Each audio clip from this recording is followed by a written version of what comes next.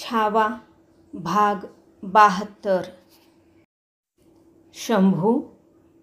पहाट वेळेच्या गारव्याला धरून शांत साद आली. रात्रभर जागत डोळे धरून मंचकाच्या काठाळीवर बसलेल्या संभाजीराजांचा गारव्यावर बसल्या बसल्या डोळा लागला होता. त्या सादेने संभाजीराजांची झापड पिटाळून लावली. महाराज साहेब, कसं वाटतं? एका शब्दातच कितीतरी सवाल दडून होते. खूप आराम आहे आम्हास. छत्रपतींच्या उभट पिवळसर चर्येवर कुठंतरी कळेल न कळेल अशी विश्वासाची लकीर होती. स्वामी कुठं आहेत? जी आहेत. एका कोठीत पेटत्या धुनीसमोर ते रात्रभर ध्यान धरून बैठक घेऊन आहेत. वर्दी देऊ? समाधानाने संभाजीराजांची चर्या उजळली होती. बाहेर झाडापेडांवर पक्ष्यांचा कलकलाट उठला होता. नको, आत्ताच नको. त्यांचं ध्यान पुरतं झालं की मात्र लगेच द्या.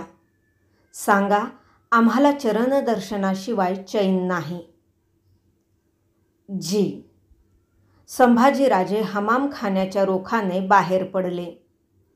मुद्रा खंगाळून कल्याण स्वामींच्या कोठीसमोर त्यांचे ध्यान पूर्ण होण्याची वाट बघत फेर टाकीत राहिले. दिवस अर्धा कासरा चढून आला. कोठीतून रामबोल उठले. कल्याण स्वामींच्या दर्शनासाठी संभाजीराजांचेच मन ओढीला लागले होते. ते कोठी आत आले. स्वामी. कल्याण स्वामींच्या पायांवर कपाळ ठेवताना संभाजीराजांच्या तोंडून शब्द फुटेना. युवराज, छत्रपतींची हवाल? त्यांना हलकेच वर घेत स्वामींनी विचारले. खूप आराम पडला आहे तब्येतीस. महाराज साहेब आमच्याशी बोलले. आपल्या दर्शनासाठी बेचैन आहेत. चला. युवराज, या क्षणी तुम्ही धरला आहे तोच विचार छत्रपतींनीही मागे धरला होता, वैराग्याचा. गुरुदेवांनी तेव्हा त्यांना हिताचा बोध दिला. तेच आम्ही तुम्हाला सांगू. राजधर्म तुमचा धर्म आहे. संकटाशीच त्याची सांगड असते. तुम्हीही बैरागीच आहात, जगदंबेचे. तुम्हाला तुमच्या महाराजांना मारू म्हणणाऱ्याचे हात 2 आहेत. राखणाऱ्या जगन्मातेचे हात 8 आहेत, हे विसरू नका. चला. मनकवड्यासारखे स्वामी बोलून गेले. कोठी बाहेर चालू लागले. त्यांनी पाठीशी बांधलेल्या व्याघ्रचर्मावरचे पट्टे न्याहाळत मनातील शंका उबग निपटून गेलेले संभाजीराजे आपसूक चालले. समोरच्या व्याघ्रचर्माने त्यांच्या मनी फेर टाकला. महाराज साहेबांची काय आणि आमची काय? हयात ही या व्याघ्रचर्मासारखीच. सुखदुःखाचे काळेबाळे पट्टे. कल्याण स्वामींनी महाराजांना आशीर्वाद दिले. वैद्यांच्या हाती व्याधी उतारावरची चूर्ण मात्रा ठेवून ते सर्वांचा निरोप घेऊन गड उतरू लागले. त्यांना रिवाजी सोबत देण्यासाठी संभाजीराजे त्यांच्याबरोबर महादरवाजापर्यंत येऊन थांबले. युवराज, या तुम्ही. संभाजीराजांचे भरीचे खांदे थोपटून कल्याण स्वामींची चक्रवर्ती पावले पुढे चालू लागली. त्यांची आकृती डोळ्यांआड होईपर्यंत युवराज दरवाजातच जखडल्या पायांनी खिळून खडे होते. त्यांच्या मनाच्या कोठीत मात्र त्यांना घुमता रामबोल ऐकू येत होता. तुम्हीही बैरागीच आहात, जगदंबेचे. पंधरवडा परतला. महाराजांचे अंग धरू लागले. हलके अन्न पोटात ठरू लागले. एव्हाना पश्चिम दर्यावरून टोपीकरांचे खलिते वखारींना जहाजातून खुशखबर देत होते. बंडखोर शिवाजी साताऱ्याच्या किल्ल्यावर विषबाधेने मृत्युमुखी पडला. तरीही आपण बिनघोर झालो असे नाही. त्याचा मुलगा संभाजी राज्यपदी चढला आहे. बापासारखाच तो तापदायक आहे. असे म्हटले जाते की त्यानेच आपल्या बापाला विष देऊन मारविले आहे. मोगली ठाण्यांवरचे सांडणीस्वार सुरत बुऱ्हाणपूरच्या रोखाने खलित्यांच्या थैल्या कमरेला बांधून खुशीचे हिसके हिंदोळे घेत दौडत होते. खलित्यांतील मजकूर होता, काफराना सेवा जहरी आफत से दफा हो गया, उसके कमीने बच्चे ने ही उसको जहर पिला दिया, रहम दिल खुदा ताला ने ही कमबख्त को ये ख्याल दिया. या अफवा होत्या हे सांगायला ज्योतिषाची गरज नव्हती. पण त्या वाऱ्यावर पिकलेल्या अफवा नव्हत्या. सातारच्या किल्ल्यावरूनच त्या रीतसर उठल्या होत्या. महाराजांना दिवट्याचा मुजरा द्यायला संभाजीराजे त्यांच्या दालनी आले. आता महाराज दालनातच हिंडू फिरू लागले होते. युवराजांनी महाराजांना रिवाज दिला. धूपदान घेतलेला धूपजी दालनात आला. धूप देऊन निघून गेला. महाराज साहेब, संभाजीराजांच्या बोलण्याने पाठीशी हात गुंफवून संथ एरझारा घेणारे छत्रपती थांबले. बोला. युवराजांनी धारकऱ्यांच्या पुतळ्यावरून निसटती नजर फिरविली. महाराजांनी ते हेरून हलकी टाळी दिली. पहारेकऱ्यांचा हवालदार ती टाळी पकडत पुढे आला. मुजरे भरून आज्ञेसाठी उभा राहिला. आम्हास एकांत पाहिजे हवालदार. राजांना हे बोलताना आपल्या अंगीचा जामा काखेजवळ ढगळ पडला आहे हे फार जाणवले. पळभर ते अस्वस्थ झाले. पुतळे हलले. एक एक करता पहाऱ्याचा झाडून सारा धारकरी दालनाबाहेर पडला. इकडील राबता आता फेरवर्दी मिळेपर्यंत बंद ठेवा. दरवाजा लोटून घ्या. सर्वात मागून बाहेर पडणाऱ्या हवालदाराला समज मिळाली. दालन एकांती झाले. तणावाचे काही क्षण कुचमले. बोला. राजबोलांनी शांततेला टाच भरली. तरीही युवराज गुमान होते. कसं बोलावं हे त्यांना साधेना. मग सवयीचा सहज बोल उमटला. आबासाहेब. आबासाहेब, आपणाला सावधानगीची इशारत द्यायला आम्ही आलोत. राहवलं नाही म्हणून.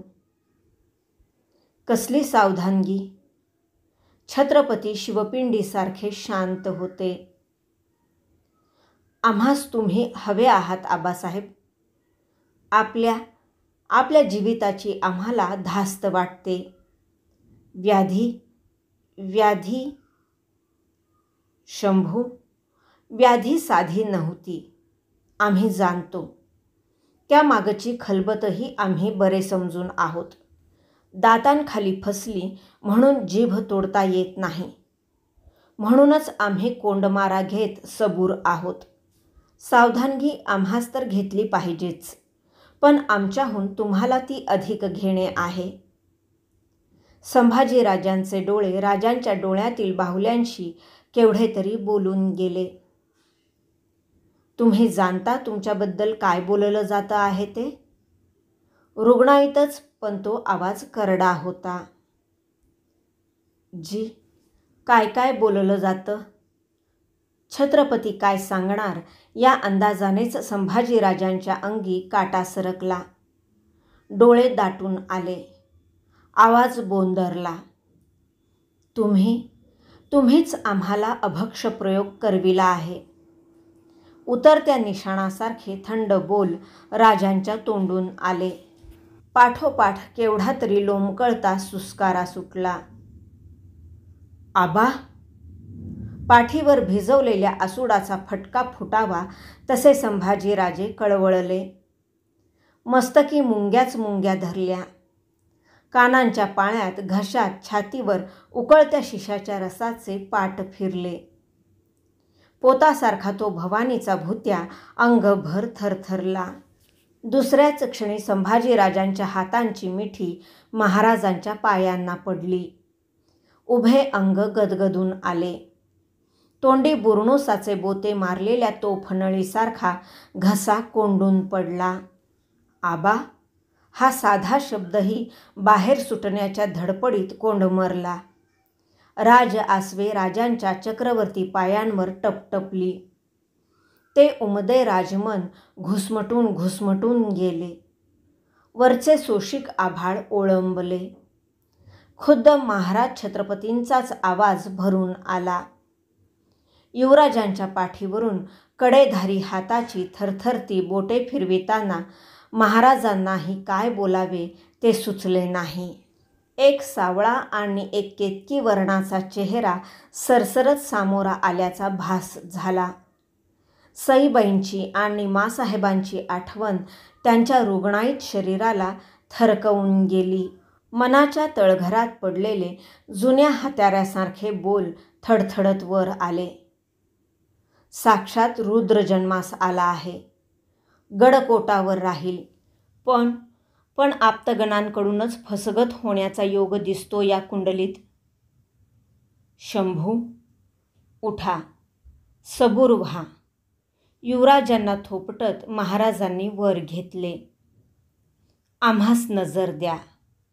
महाराजांचे बांधले बोल दालनास थरकवून गेले. महाराज साहेबांच्या डोळ्यांना डोळे भिडले. मात्र संभाजीराजांना राजे मथुरेहून परत आलेल्या शंभू बाळाला छातीशी घेण्यास उतावीळ होऊन राजगडाच्या पायथ्याशी आलेल्या आबासाहेबांसारखे वाटले. संभाजीराजे गदगदत म्हणाले, महाराज आता तुम्हीच आपल्या हाती आम्हास प्याला द्यावा विषाचा. या आरोपाला मात्र आमच्याजवळ सफाई नाही. यापेक्षा मरणे कमी जाचाचे. आवेगाने युवराजांना छातीशी बिलगते घेत महाराज लगबगीने घोगरट म्हणाले, जगदंब जगदंब. शंभू सबूर व्हा. ना तुम्ही ना आम्ही मरणासाठी मोकळे आहोत. शांत व्हा. महाराजांचे हातच बोलके झाले.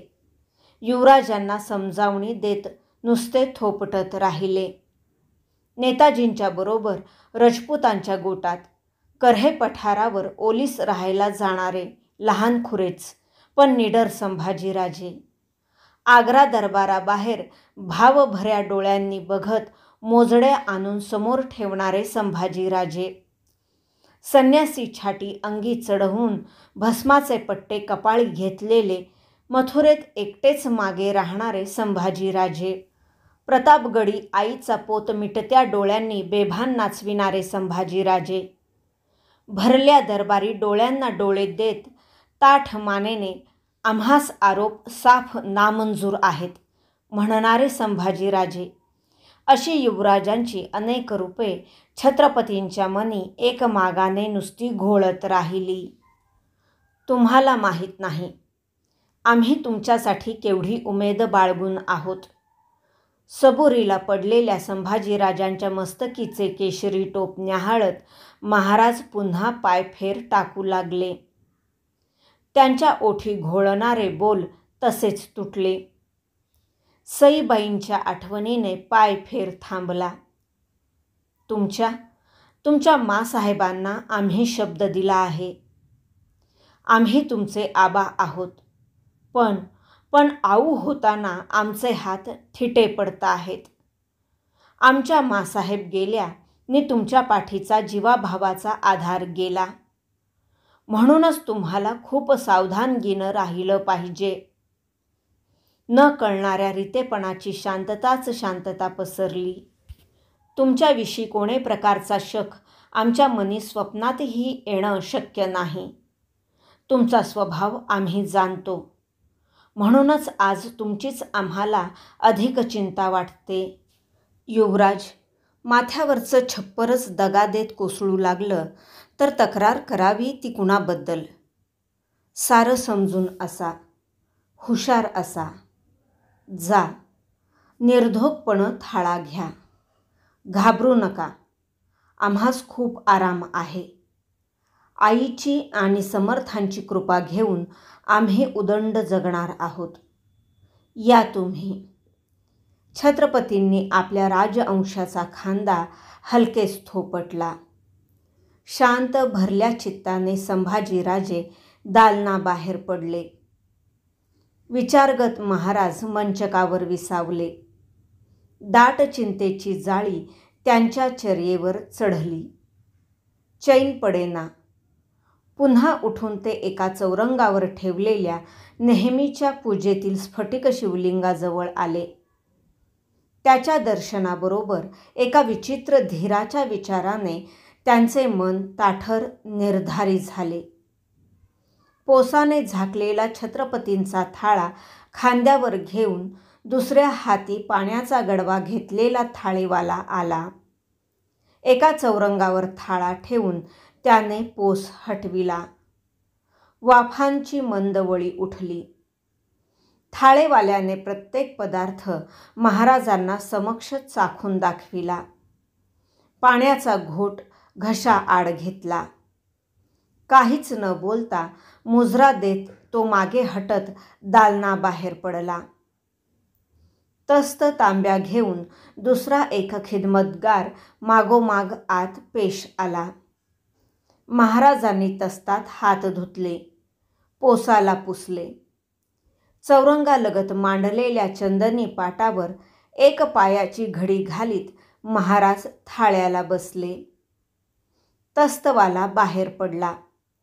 जाताना त्याने दालनाचा दरवाजा हलकेच ओढून घेतला. पितरांचा अन्नांश तबका बाहेर चौरंगाच्या काठाळीवर ठेवून पाण्याने मंडल टाकीत महाराजांनी चित्राहुती दिली. अन्नमंत्र पुटपुटत मिटल्या डोळ्यांनी 2 आचमने ओठाण आड घेतली. तसे करताना त्यांच्या मनाला एक निसटती चुटपुट चाटून गेली. ध्यानी राहिलं नाही मनाच्या घोळात. युवराजांना थाळ्यासाठी आज इथंच सोबतीला घ्यायला पाहिजे होतं.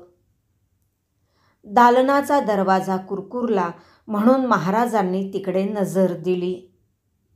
दरवाजात महाराणी सोयराबाई साहेब उभ्या होत्या. त्यांच्या दर्शनाबरोबर महाराजांची नजर समोरच्या तबकावर फिरली. कसला तरी विचार एका क्षणात बांधून झाला. सोयराबाई क्षणभर घोटाळल्या. काहीतरी विचाराने परतायला निघाल्या. या. महाराजांनी त्यांना परतू दिले नाही. त्या आवाजातील संथपणाने धीर आलेल्या सोयराबाई ओठांच्या मुळातून कळेल न कळेल अशी लकीर उठवीत नेहमीच्या दिमाखी कदमबाज चालीने आत आल्या. स्वारीनं एकांगी थाळा घेण्याचा निर्णय केला हेच ठीक झालं. चौरंगाजवळ उभ्या राहत त्या म्हणाल्या, होय, आता आमचा भरोसा आम्हालाच. काय बोललं जातंय ऐकलं नाही तुम्ही? महाराज नेहमीसारखे बोलत तबकातील वाडगे चौरंगावर ठेवू लागले. राणीसाहेब, किती दिवस झाले तुम्ही आम्ही संगतीनं थाळ्यास नाही बसलो. शांतपणे महाराज बोलले. दरवाजाकडे बघत त्यांनी साद दिली. कोण आहे तिकडे? महाराजांचे उष्टे तबक उचलायला बाहेर खडा असलेला थाळेवाला जी म्हणत लगबगीने आत आला. जा, राणीसाहेबांचा थाळा लावून आण, चौरंग मांड. त्याला आज्ञा मिळाली. आपल्या पायावरची आळत्याची नक्षी मोठी होत होत आपणालाच गुरफटून टाकत करकचून आवळते आहे या विचाराने सोयराबाई सुन्न झाल्या. राणीसाहेब, आमच्या रामराजांना नाही आणलं तुम्ही आमच्या भेटीसाठी? त्यांना तिसरीकडेच नेत कसलीही चलबिचल न दाखविता छत्रपतींनी विचारले. त्यांना प्रवास झेपत नाही. सोयराबाईंना काहीतरी उत्तर देणे भागच होते. आज्ञेप्रमाणे थाळेवाला थाळा घेऊन आला. चौरंग मांडून त्याने त्यावर तबक गडवा ठेवला. रिवाजाप्रमाणे तो बाहेर पडला. या. चौरंगाकडे हात देत महाराज सोयराबाईंच्याकडे न बघताच म्हणाले. आळत्याच्या नक्षीचे पाय क्षणभर चळवळले. अंगीचा जरी किनारी तहबंद आतून घामाने डवरून आला. समोरच्या राजस्त्रीच्या तोंडून फाटके बोंदरलेले कसनुसे शब्द आले. स्वारीला सांगणं विसरूनच गेलो आम्ही. आम्ही नवस बोललो आहोत. उपवास आहे आमचा. डोळ्यांतून ठिणग्याच ठिणग्या उसळणारे महाराज तबकावर नजर ठेवून शांतपणे म्हणाले. असं? मग आम्ही घेऊ? जी. कसला नवस बोललात? स्वारीला आराम पडावा म्हणून वाघजाईला साकडं घातलं होतं आम्ही. धास्त वाटते स्वारींच्या जीवाची आम्हाला. सावधानगीची इशारत द्यायला आलोत आम्ही. कसली सावधानगी? युवराज दिसतात तेवढे सीधे नाहीत. खामोश. थरथर कापणारे महाराज समोरचे तबक परते सारत ताडकन पाटावरून उठले. शरम नाही येत जबान वाऱ्यावर सोडायला? संतापाने मस्तक भिनलेल्या छत्रपतींना थरथरीमुळे नीट बोलताही येईना. सोयराबाईंना अंगावर उकळत्या तेलाचा शिडकावा झाल्याचा भास झाला. त्याही थरथरू लागल्या, कधीच न अनुभवलेल्या भीतीने. कुणासमोर कुणाबद्दल कोण ढंगानं जबान ढिली सुटते आहे याचं भान ठेवा. तुम्ही मानता तसे युवराज पोरके नाहीत. दगा फटका करणारे कपटी नाहीत. हुशारीनं तुम्ही खेळू बघता ती चाल जनानी आहे. एक ना एक दिवस ती तुमच्याच अंगावर फेरचाल करील. अण्णाजींच्या घरची सुवासीन हकनाक कशी बळी गेली हे तुम्ही विसरला असाल तरी आम्ही नाही. युवराजांच्या निवाड्याच्या दिवशी तुम्ही रामराजांना राजसदरेवर आमच्यासमोर का घातलत तेही आम्ही खूप समजून आहोत. याहीपेक्षा तुमची मजल कुठवर जाऊ धजते हे आमच्यापेक्षा तुम्हीच मनोमन खूप जाणता. पुढचे बोलणे जड झाल्याने महाराज थांबले. खालमानेच्या सोयराबाईंच्या डोळ्यांतून ऊन जाळ धारा वाहू लागल्या. पायावरची आळत्याची नक्षी दिसेनाशी झाली. संतापाच्या शिगेला पोहोचलेले छत्रपती आजवर रोखण्यास असह्य झालेले त्यांच्या करणीचे माप जळजळीत शब्दांत त्यांच्या पदरी घालू लागले. तुम्ही शंभूराजांना सवते मानता, पाण्यात बघता. तुम्ही विसरता सावत्रपणाच्या वागण्यानं घडलेलं रामायण. ही दौलत ना आमची आहे, ना युवराजांची, ना रामराजांची. कैकजीवांनी प्राण खर्ची घालून ती उठविली आहे. आई भवानीच्या नावानं आम्ही बाळराजे युवराज सारेच भोसले तिचे भुते आहोत. तोच वारसा आहे साऱ्यांचा. दौलतीच्या लोभानं तुमचा तोल ढळत चालला आहे. युवराजांना बदनाम करणाऱ्या चाली तुम्ही बांधता आहात. आम्हास त्या धायने येणार नाहीत असा सोयीचा समज करून घेता आहात तुम्ही. महाराज स्वतःशीच हसले, कसे तरीच. त्यांचाच जीव कोंडणारी विचित्र शांतता क्षणभर दाटली. ती असह्य झाल्याने महाराज पायफेर टाकीत स्फटिक शिवलिंगाच्या चौरंगाजवळ आले. बेलफुलांतून अर्धवट दिसणाऱ्या त्या स्फटिकपिंडीच्या दर्शनाबरोबर शुभ्र सफेद कबूतर फडफडत निळ्या आकाशात झेपवावे तशी माँसाहेब जिजाऊंची आठवण त्यांच्या मनाच्या खोलवटातून उसळली. डोळे पिंडीवर जखडून पडले. मन दाटून आले. सोयराबाईंना पाठमोरे झालेल्या महाराजांच्या तोंडून पिळवट घोगरट शब्द सुटले. आमच्या माँसाहेब गेल्या. वाटलं होतं त्यांची जागा तुम्ही झेपेल तेवढी भरून काढाल, साऱ्यांना माया दिलासा देऊन. तुम्ही त्यांचे अधिकार घेतलेत. त्यांच्या एवढा मायेचा मोठा पदर घेणं तुम्हाला कधी साधलं नाही. किमान तुम्ही राणीसाहेब आहात याचा तरी विसर पडू देऊ नका. आम्ही छत्रपती आहोत, साऱ्यांचे पालक. तुम्ही महाराणी आहात, या कर्तव्याच्या अर्ध्या भागीदार. पालन करणं होत नसेल तर गुमान धरा. नसत्या घालमेली पैदा करून घरच्या बाबीत गैरमेळ पाडू नका. या उपरही तुमचे हट्ट हे का सुटणार नसेल तर महाराणी म्हणून सुद्धा तुमचा मुलाहिजा धरणं आम्हास शक्य होणार नाही. या तुम्ही. महाराजांची अस्वस्थ बोटे माळेतील कवड्या चटाचटा चाळवू लागली. सोयराबाईंच्या रूपाने त्यांच्या पाठीशी एक थिजला सुन्न पुतळा उभा होता. त्याला शेवटची निर्धारी समज मिळाली. उद्या उगवतीबरोबर तुमचे मेणे रायगडाची वाट धरतील. इथं तुमची आता मुळीच गरज नाही. आम्ही तशी आज्ञा हंबीररावांना देऊन ठेवली आहे. तुम्ही गैरमेळाचं कसं बोलता समक्ष आमच्यासमोर, तेही जाताना ऐकून जा. वाघजाईचा नवस तुम्ही समर्थ कृपेने आम्ही उतारावर पडलो तेव्हाच फेडला आहे. उपवास दुसरा कशाचा तरी असेल. तुम्हीच विचार करून कसला ते ठरवा. सोयराबाईंना आता उभे राहणेच कठीण झाले होते.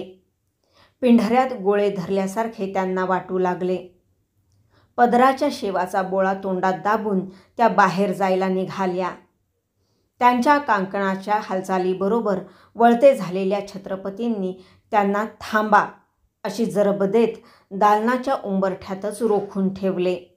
कोनाड्यात अंगभर जळणारा पलोताच जसा त्यांनी शब्दांच्या रूपाने निर्वाणीचा म्हणून दौलतीच्या पाठमोऱ्या उभ्या असलेल्या महाराणींच्या कानात ठाशीवपणे पिळून टाकला.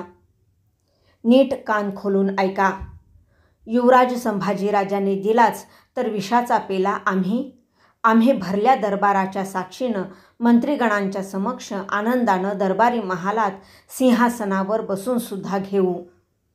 कारण त्या सिंहासनासाठी 9 वर्षांची उमर असताना ते राजपुतांच्या गोटात ओलीस राहिलेले आहेत. अंगी कफनी चढवून मथुरेहून या मुलखापर्यंत एकटे वणवण भटकलेले आहेत. भाग 72 समाप्त.